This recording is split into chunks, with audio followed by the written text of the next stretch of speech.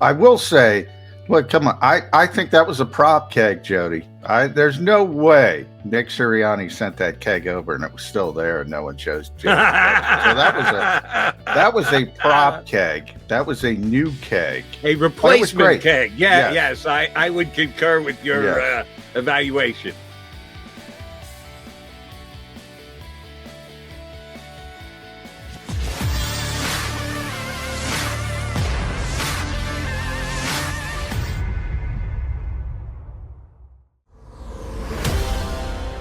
Here on Birds 365 with plenty to talk about. You got your Mac and Mac guys, McMullen and McDonald, ready to chop it up with you for the next couple of hours. Just before the show started, JM said, beware the barking dog. Dog may be participating in Birds 365, huh, J-Mac? Yeah, she's famous for participating in my radio spots. So anybody who listens to me always gets Isabella's input as well.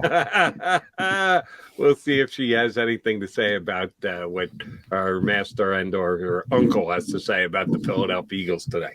All right, easy enough to know where we're going to start today.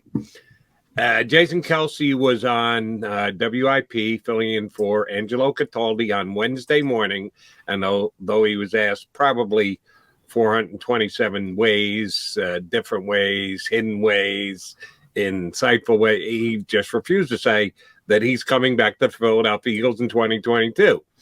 Less than 24 hours later, he decided to make an announcement on the Eagles website that, yes, he is returning to the Philadelphia Eagles while sipping from the keg of beer that Nick Sirianni sent to him to entice him to return. He did so in his usual personality-filled way. Got to give Jason Kelce credit. Not is he only one of the best players to actually play for the Philadelphia Eagles. He is easily one of the greatest personalities to play for the Philadelphia Eagles. I will tip my cap to him for his personality, but I am much more enthused and excited about the fact that Jason Kelce is going to be back playing after another Pro Bowl year, his fourth in his 11-year career as a Philadelphia Eagles, just adding to his, at least one man's opinion, Hall of Fame career here in Philadelphia.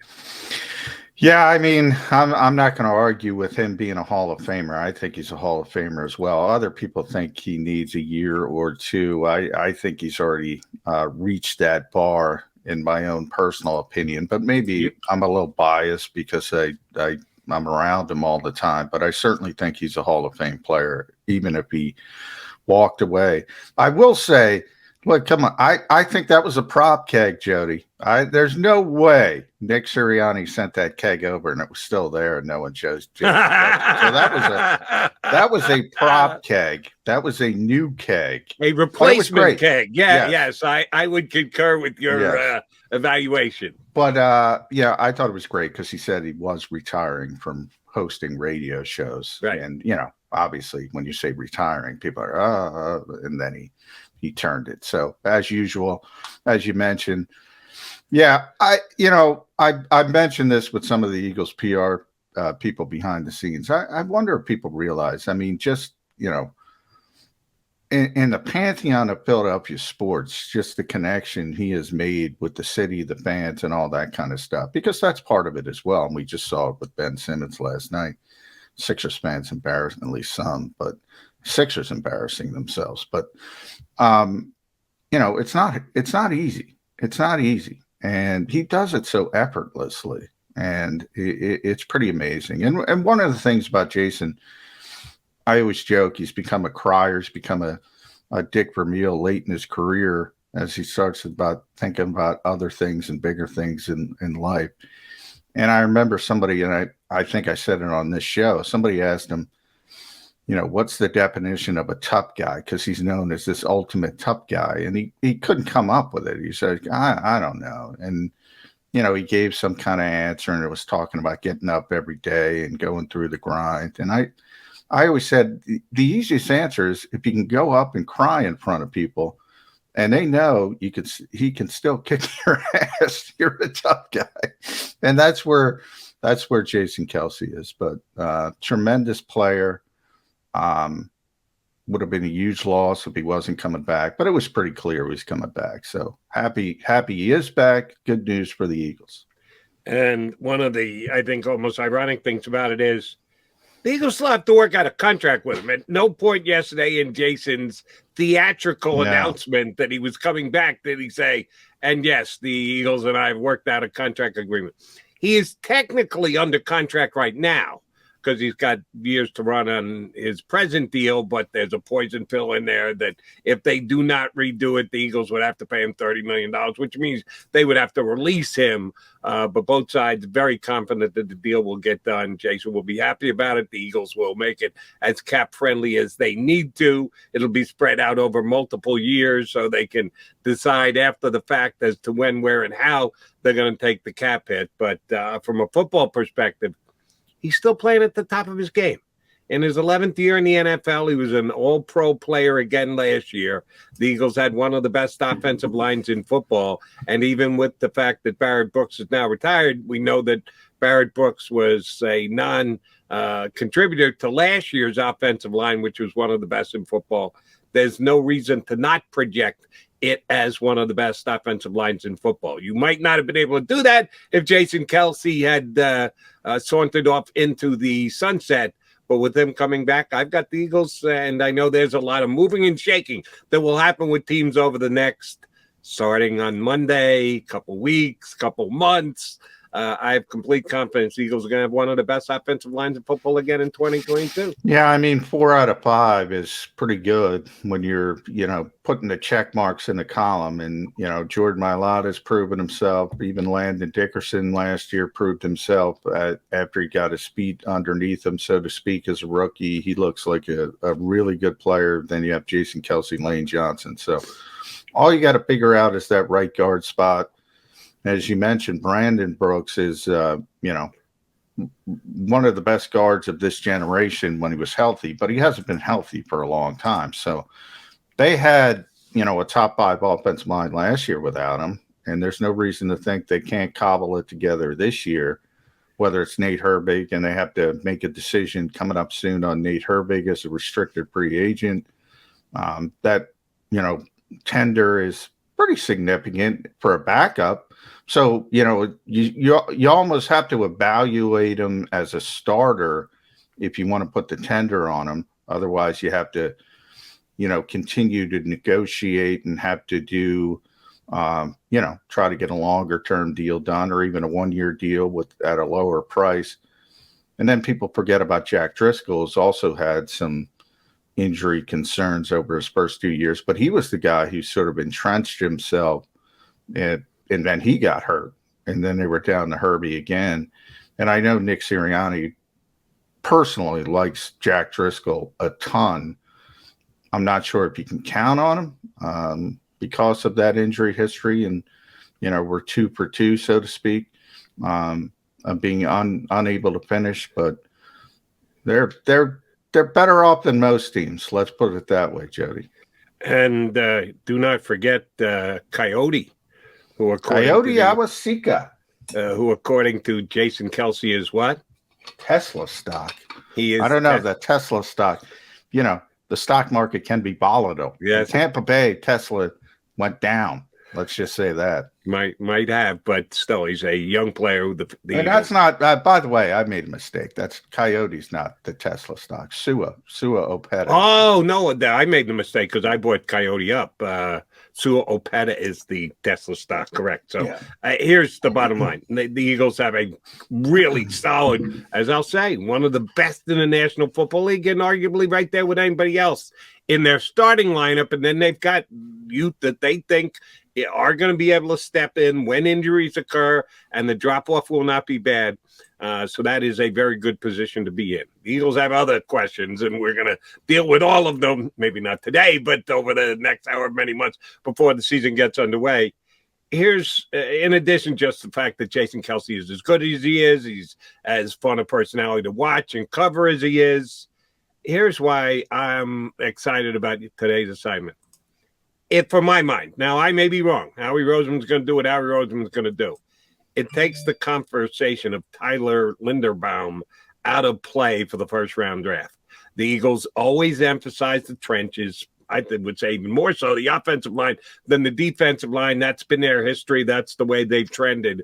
The kid may be a four-time All-Pro, much like Jason Kelce is, come a decade from now. But the Eagles don't need him. The Eagles shouldn't be thinking about calling out his name in the first round. I don't care how good he is. You have to do that fine balancing act of what's best for the team in the upcoming season, 2022, and then the future of 23, 24, 25, 26.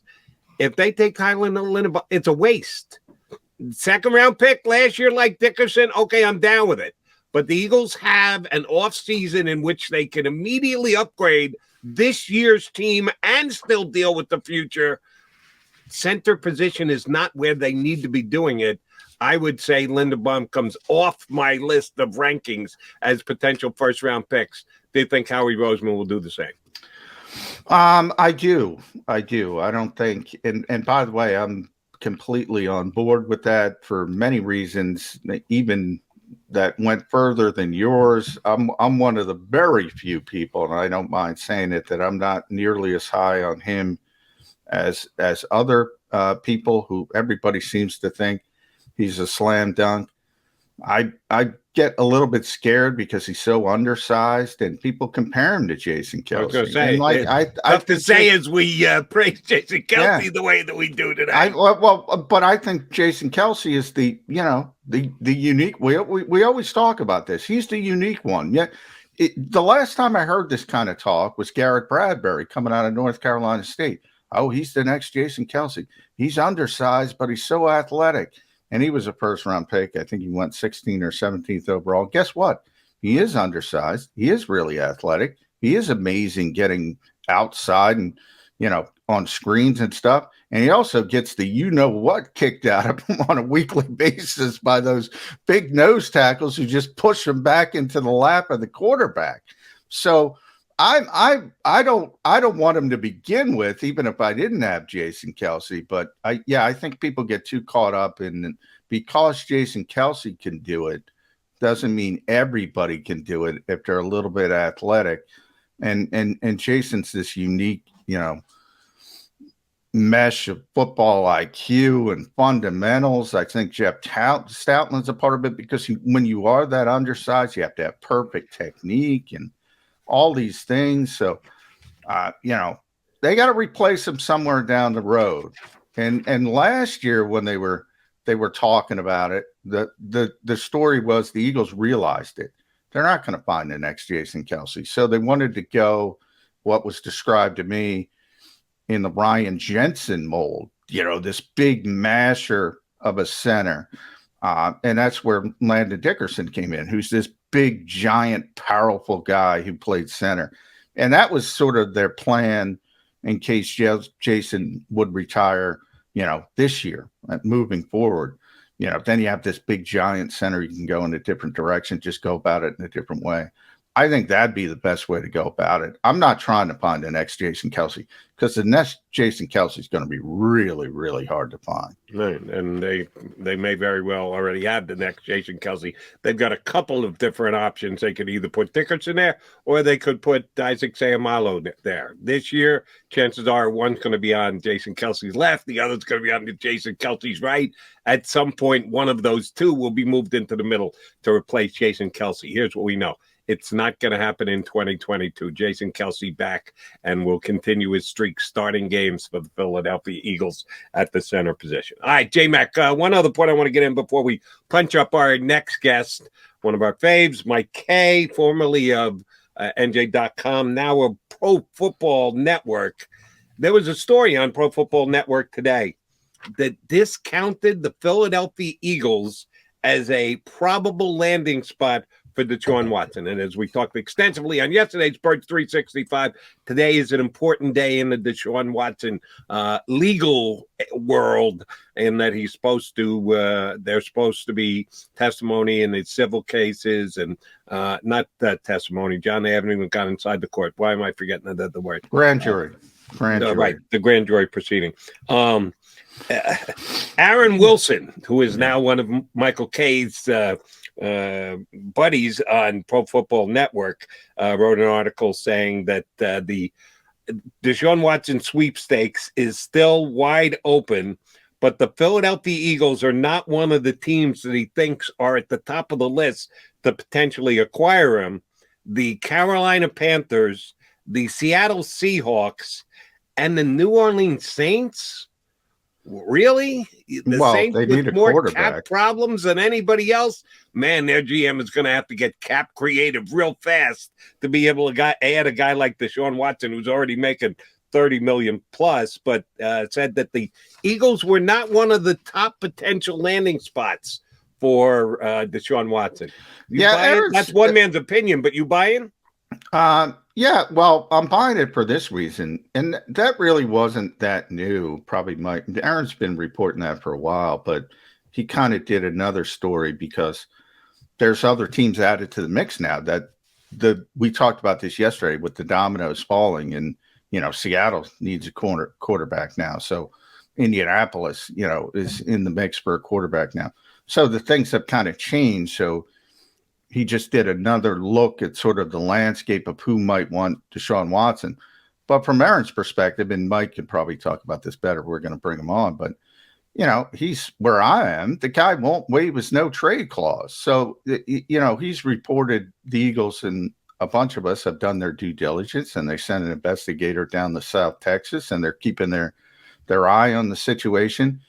And that's sort of what Joe Banner went in the other direction. He thinks the landscape will lighten and there won't be as many teams. And I disagree with Joe. I agree more with Aaron. I think there's going to be more interest than people realize if, things go Deshaun's way, which they might not, as we talked about with Dan Lust yesterday. But bottom line is he's shown no indication that he would waive his no trade clause for Philadelphia. So until that changes, it's hard to look at the Eagles as any kind of leader in the clubhouse. I don't know if I call him the leader, but again, please correct me if I'm wrong, but I know what I've read as far as reporting goes. The team that Deshaun Watson wanted to go to was the Miami Dolphins. He's pretty much on record that was the case.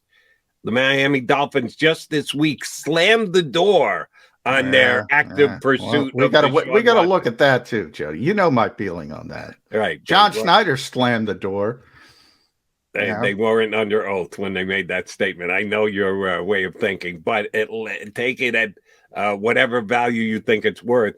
They're saying they're not interested. So the fact that he didn't want to relocate in Philadelphia, didn't want to restoke his career in Philadelphia. Well, Philadelphia and 30 other cities, because the only one he did want to relocate to was Miami. Yeah. And if they're not in the mix, as they say they're not, even if we don't believe him 100%, well, then everybody else is on a level playing field. So Philadelphia has just as good a shot as the added Seattle, the desperate New Orleans, the obvious Carolina Panthers. Yeah, those are all. They said the same thing about Carolina. That's where he comes from. He's a Clemson boy. And he said, nah, I don't want Carolina. I want Miami. So it is now open for reevaluation. He's kind of busy taking care of all the legal things that he has to and trying to keep himself out of jail. So I will cut Mr. Watson that much slack that he hasn't had that much time to give it that much thought. We'll see if Philadelphia comes back into the mix. All right, we'll get Michael K's opinion on this next. Isabella chiming in to say, get the Mike K, get the break. We got to get the Mike K. Is that what you're saying? I thought you were saying, hold on. Oh, I thought you were saying, there she goes. There it is. Deshaun Watson. That's what I think she's screaming. I do dog well. John McMullen, Jody McDonald here with you on Birds 365. Michael K from Pro Football Network next here on Birds 365.